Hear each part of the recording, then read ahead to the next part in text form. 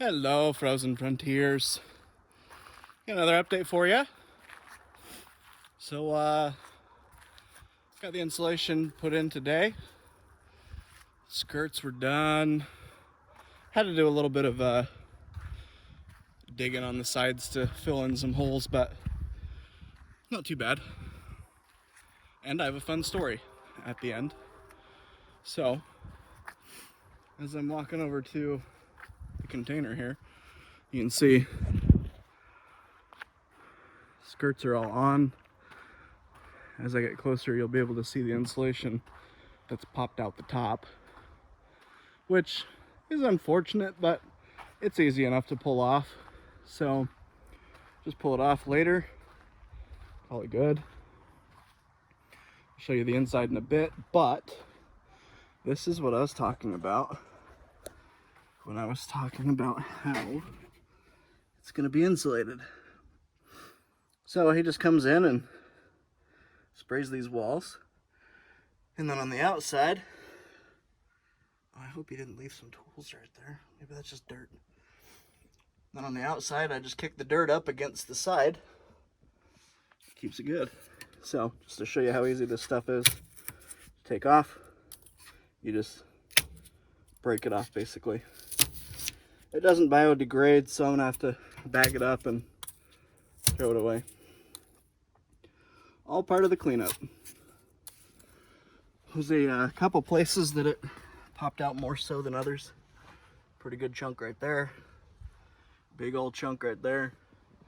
You can see underneath the window here it came out a bit, which is fine because if it filled in those cracks down there, which in some places it looked like it might have, then I have less cracks to fill because this stuff is water resistant. Now, I haven't cleaned it up yet. A little bit of a mess inside, so don't judge. It's gonna get cleaned up. But here is the container insulated. So he put duct tape along the planks so that after he's done, I can just go and pull the duct tape and it'll pull all of the insulation off. And it doesn't make a mess, which is nice.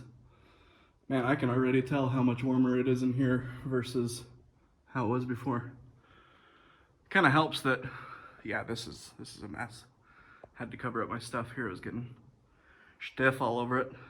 Steet. But yeah, insulation went in pretty nice.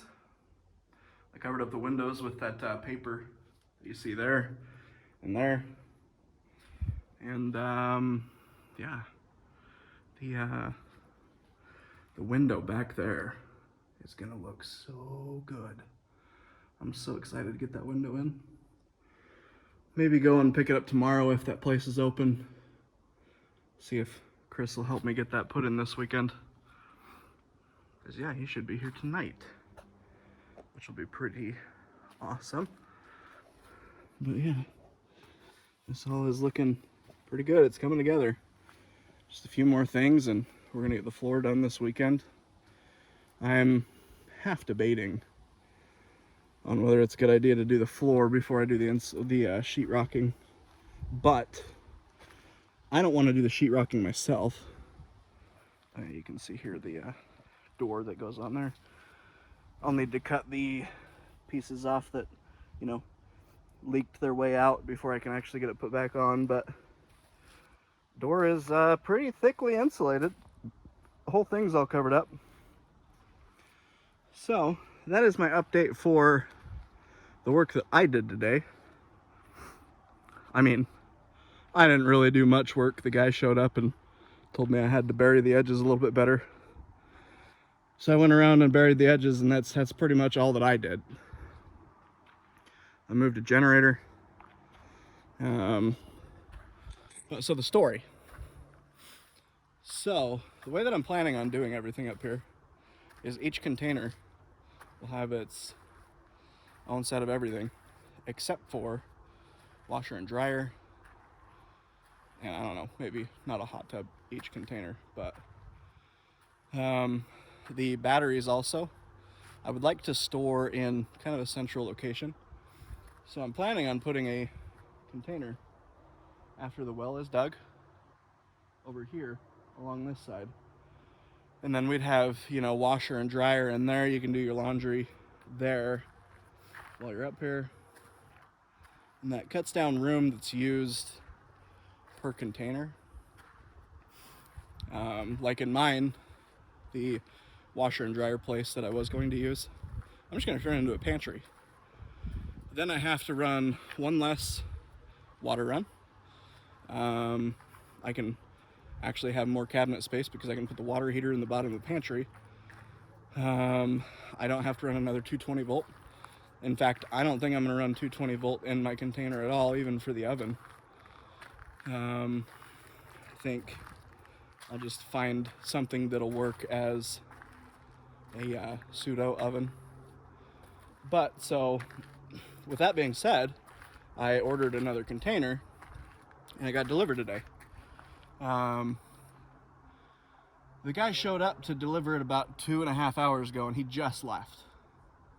Now, the reason being for that long amount of time that he was here is, I would say it's my fault, but he was the one that was driving.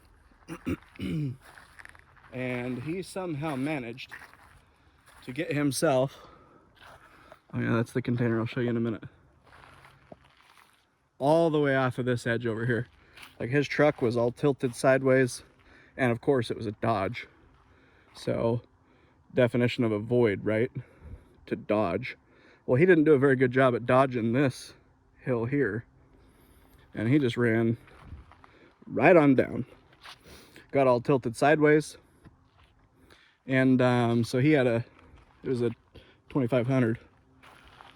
Well, because he got so low on the front, the fifth wheel attachment, you know how it comes, it like kind of hooks up and over like this, like say my hand is a truck, fifth wheel piece comes up here.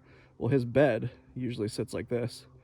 It went like this, and then the whole truck tilted, and it ripped a lot of the top part of his bed off. I laugh because it's funny, because it's not me. But I feel bad because, you know, maybe he was expecting me to be the flag guy, but it's like, guy, I've never driven a fifth wheel. I don't know, you know, how much it weighs, what the stability is like, and also your truck is so loud that even if I were to yell, I doubt you would have heard me anyway.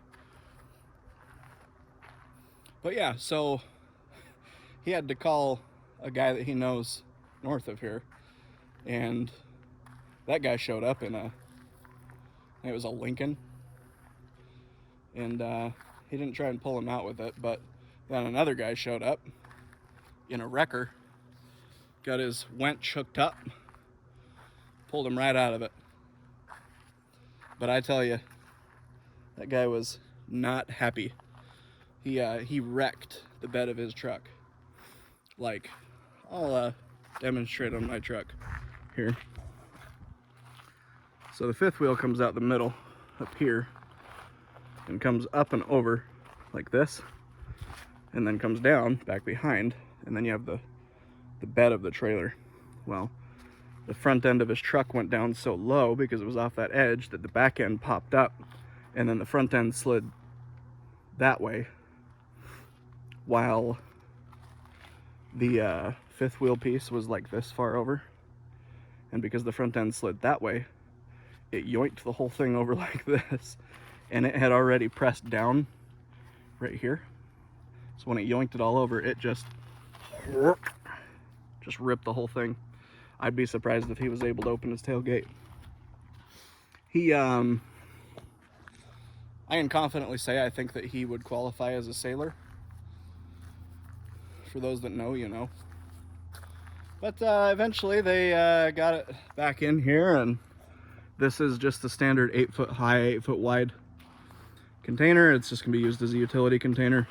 So I didn't want to go above and beyond on this one. You can definitely tell the difference when you're standing in it versus the high cube, but it's so echoey in here, that's crazy. how much mine has changed. But yeah, as a utility container, I think that this will work fine. I mean, I'll maybe be able to touch the roof when it's all done. But I think that a good section of this will just be for storing things in here. Like I've already got my generator in here because I would hate to have that stolen. Probably one of the most important things that I have up here right now. I'm gonna move the rest of my stuff into here probably tomorrow. But yeah, so that's what we've got for the day. Things are looking pretty good. Gonna lock this up and maybe clean up a little bit more over there. Call it a day, head home, get some dinner, wait around for an hour or two maybe, and then head to pick up Chris. So it's definitely been a eventful day. A lot accomplished for a whole little bit of work. Kind of funny how that happens, you know, in a project you get hung up on some small things and then big things come along like insulating the container. It's kind of a big deal. It was really easy, at least for me. I think that the guy that was doing it was a little bit upset because he was having issues with his equipment, but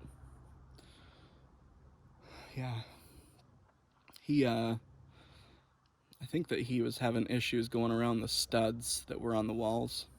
He recommended that next time I do the spray and insulation, he comes and sprays first, and then we put 2x2s in, which, I mean, arguably is a better idea anyway, because it cuts down on the cost of lumber.